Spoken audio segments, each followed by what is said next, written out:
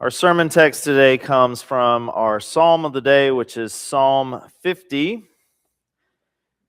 Let me just remind you, this is God's word to us. It's given to us because He loves us. Psalm 50, a psalm of Asaph. The mighty one, God the Lord, speaks and summons the earth from the rising of the sun to its setting. Out of Zion, the perfection of beauty, God shines forth. Our God comes and does not keep silence. Before Him is a devouring fire and a mighty tempest all around Him. He calls to the heavens above and to the earth that He may judge His people. Gather to me, my faithful ones, who made a covenant with me by sacrifice. The heavens declare His righteousness, for God Himself is judge. Hear, O my people, and I will speak. O Israel, I will testify against you. I am God, your God. Not for your sacrifices do I rebuke you. Your burnt offerings are continually before me. I will not accept a bull from your house or goats from your folds. For every wild animal of the forest is mine, the cattle on 1,000 hills. I know all the birds of the air, and all that moves in the field is mine. If I were hungry, I would not tell you, for the world and all that is in it is mine. Do I eat the flesh of bulls or drink the blood of goats? Offer to God a sacrifice of thanksgiving and pay your vows to the Most High. Call on me in the day of trouble. I will deliver you, and you shall glorify me. But to the wicked God says, what right have you to recite my statutes or take my covenant on your lips? For you hate discipline, and you cast my words behind you. You make friends with a thief when you see one, and you keep company with adulterers. You give your mouth free rein for evil, and your tongue frames deceit. You sit and speak against your kin. You slander your own mother's child. These things you have done, and I have been silent. You thought that I was one just like yourself. But now I rebuke you and lay the charge before you. Mark this then, you who forget God, or I will tear you apart, and there will be no one to deliver. Those who bring thanksgiving as their sacrifice honor me. To those who go the right way, I will show the salvation of God. This is the word of the Lord. Thanks be to God. The context of Psalm 50 is worship. It's corporate gathered worship. We see that right there at the start in verse 1. God, the mighty one, summons the earth to stand before God. And now there's both a universal, worldwide element to this summons. When he says the earth, he means everyone and everything in it. But it then focuses down to the covenant people of God. When it says there, out of Zion, the perfection of beauty, God shines forth, that is talking about the specific call to the faithful ones, those who have made a covenant with God by covenant sacrifice, to come and to gather before God. God's chosen, privileged people who are called to live with God by the promised covenant that God has made with them. But this summons is to quite the solemn assembly. Did you pick up on that? Listen again to verses 6 through 8. The heavens declare His righteousness, for God Himself is judge. Hear, O my people, and I will speak, O Israel. I will testify against you. I am God, your God. Not for your sacrifices do I rebuke you. Your burnt offerings are continually before me. So this is not going to be exactly a happy occasion. This is very much with great privilege comes great responsibility, especially if you're Spider-Man. God is going to testify against his people. And the issue at hand are the sacrifices that they offer. Now, God's rebuke is not that they are failing to offer sacrifice. He says, your burnt offerings are continually before me. He means that. They're doing it. The sacrifices, these offerings that Psalm 50 is referring to in the Old Testament system of worship, are specifically the peace offerings. This particular type of offering that God's people were to make, they were called the peace offerings.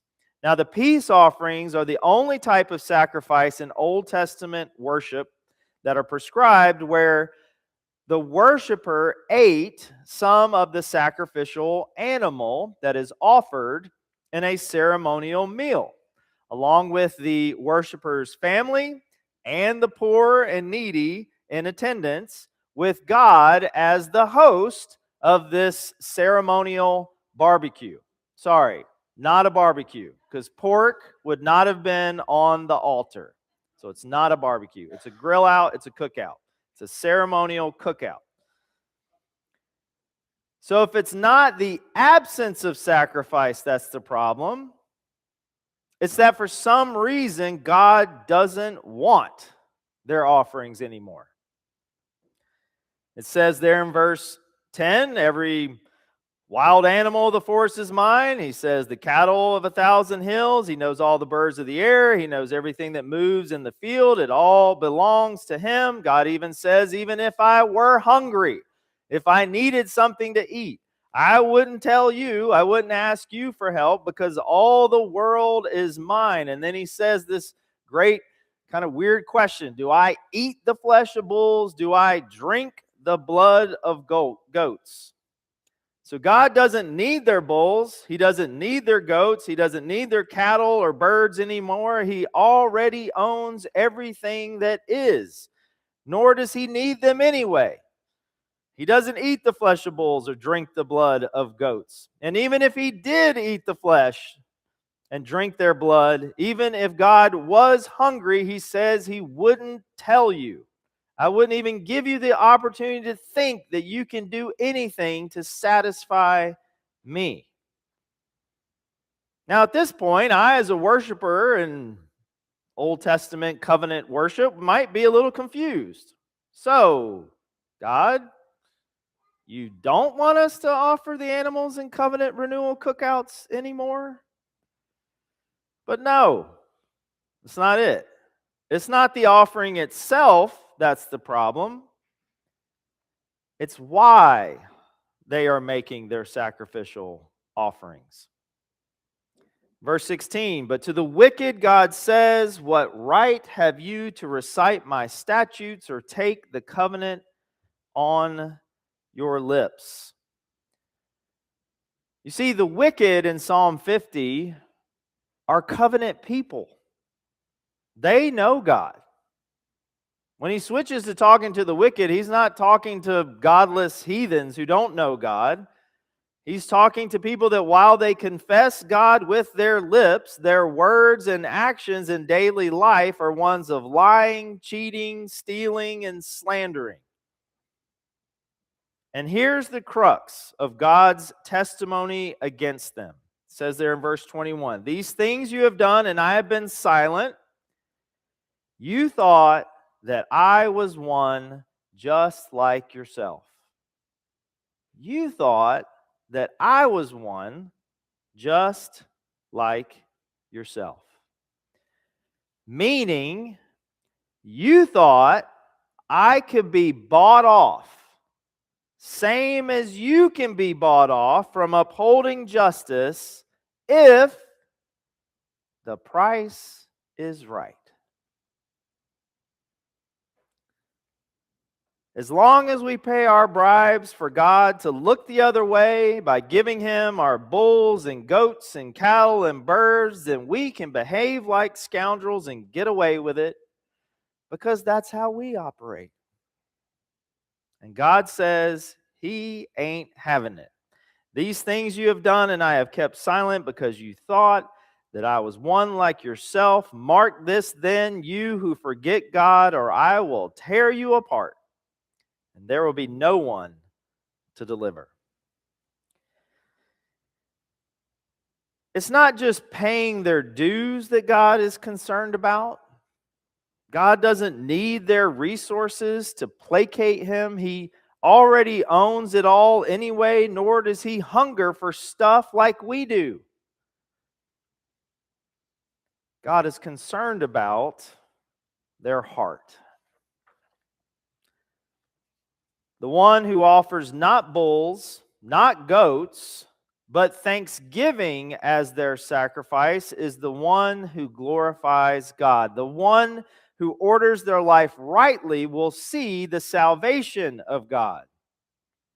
What it actually means to live in covenant relationship with God is not merely to participate in the ritual cookout. It is to delight in God's presence with a sacrifice of thanksgiving that you even are in covenant relationship with God, and then to live a just and kind life in fellowship with God's people and your neighbors. Thus, you order your way rightly. That is what God is concerned about in Psalm 50. Now, we don't make offerings of bulls and goats. So what do we offer, and what does Psalm 50 have to say about our offerings? As exciting as it would be for you every Sunday morning to bring me animals to butcher and grill up for us to feast together as our act of worship, to commune with and on the presence of the living God, that is not our style. Might be fun and exciting, but that's not what we do. So then what is our offering? What do we offer? Well, as the Apostle Paul puts it in Romans chapter 12, verse 1, he says this: I appeal to you, therefore, brothers and sisters, on the basis of God's mercy, to present your bodies as a living sacrifice, holy and acceptable to God, which is your reasonable act of worship. Again, we're in the context of worship here in Psalm 50. This is your reasonable act of worship. Present your bodies a living sacrifice.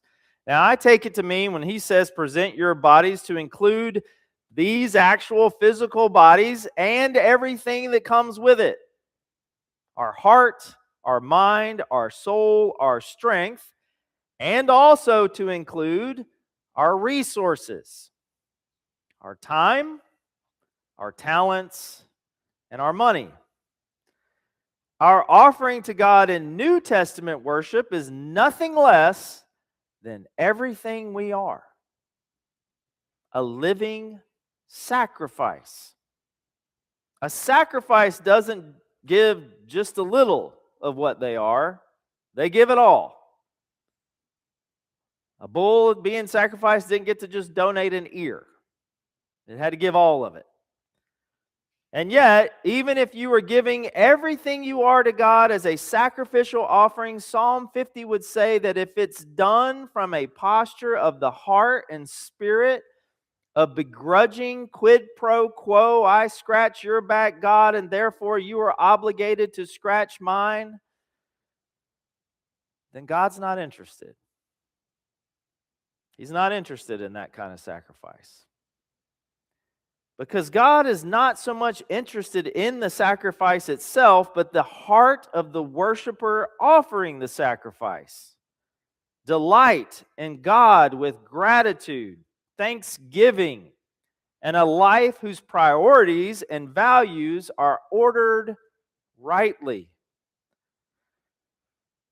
So then how do we prove ourselves a living sacrifice offered up with thanksgiving?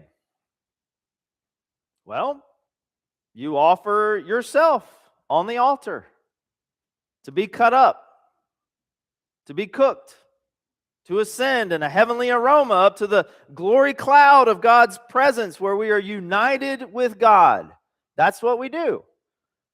Are you saying, what? Yes, that's right. That's what Christian worship is. Coming here to this place is answering this summons to present yourselves before God, a proper sacrifice in response to all that God demands because He is God, but more importantly, in gratitude for all His goodness to us. The call to worship is the summons of Psalm 50. The confession is getting this sacrifice clean and ready. Listening to the word is getting butchered, getting cut up with that double-edged sword that pierces to the joint and the marrow, being prepared for the fire of the Spirit to cook us. And the Eucharist, this table, literally means thanksgiving is the communal meal between God and His people. You see, we're still doing it, even without your chickens and your goats and your bulls having to walk through the door up to the front. It's you who are being butchered and cooked and ascending and communing in a meal with the Lord.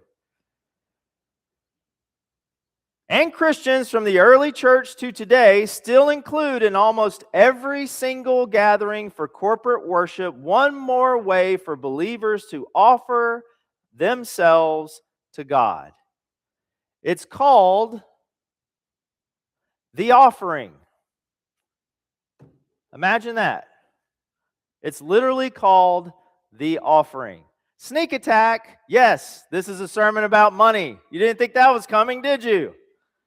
Now, in some ways, Psalm 50 might be construed as making the case that since God already owns the cattle on 1,000 hill, it all belongs to Him anyway, and He doesn't need our money to go out and buy pizza to satisfy His hunger, then since God doesn't need my money, then I guess I can keep as much as I want.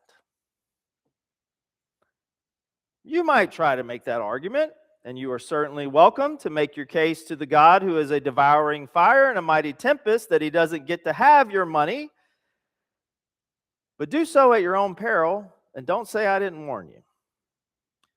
If the worshipers addressed in Psalm 50 were at fault for the attitude, the posture in which they brought their offerings to God, well, then I would say the church, and here I'm talking the church globally, especially the church in the West, in the 21st century is at fault for largely not bringing their offerings at all. Statistics have shown that the church in the affluent West on average give away somewhere between 2 and 4% of their gross annual income. Now, put aside for a moment the question on whether or not the Old Testament command to tithe 10% of your income to God by giving it to your local community of faith is still applicable to New Testament Christians. All right?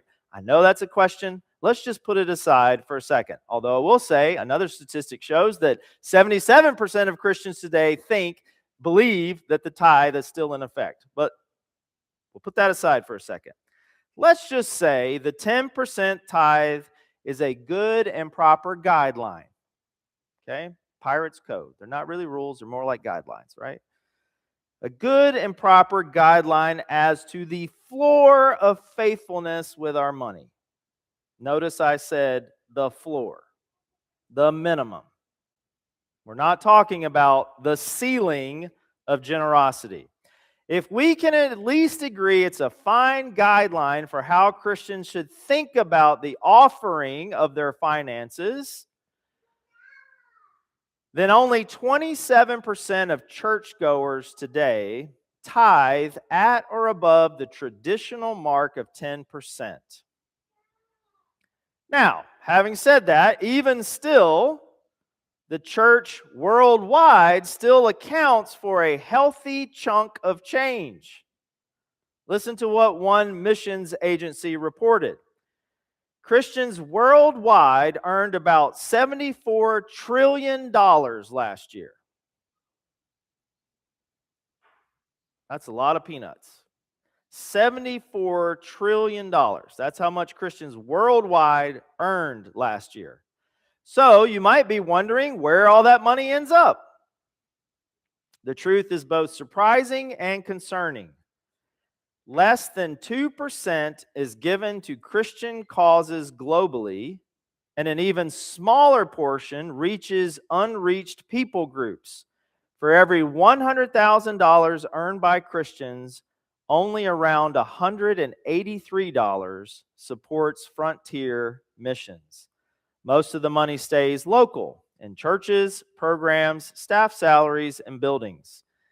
Despite holding roughly 55% of global wealth, yes, you heard that right, Christians hold 55% of the global wealth. The Christian community underfunds frontier missions, though the church technically has 14,000 times the resources needed to complete the Great Commission. Now, I'm not sure exactly what they mean by complete the Great Commission, but I'm just going to assume they mean that we have 14,000 times the resources needed to make sure every single human being on the planet gets an opportunity to hear the invitation of the gospel of Jesus Christ. 14,000 times. I got a lot more stats, but time's getting late, so I'm just going to cut to the chase and try to keep it as simple as I can. And to our visitors, I apologize. We're about to get very in-house specific for a moment, and you picked today to be here. Our finances as a church, meaning the Reformed Church of Port Ewen, they are a concern. I'm going to put it that way. They are a concern. From what I've learned since I've been here, which has been a year, happy anniversary to me. From what I've learned, it's been a concern for quite a while. And hey, we're not alone. Every single church that I'm aware of, finances are a concern. All right, so we're in good company. And the statistics back up why. Christians in the West, on average, donate a small percentage of their resources to the mission and the work of the church. And this church is no different. So we don't necessarily need to beat ourselves up too bad. We're just same as everyone else.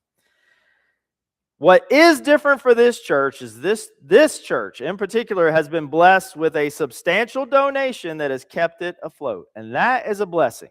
And I am not degrading or dismissing or invalidating what an amazing blessing that is.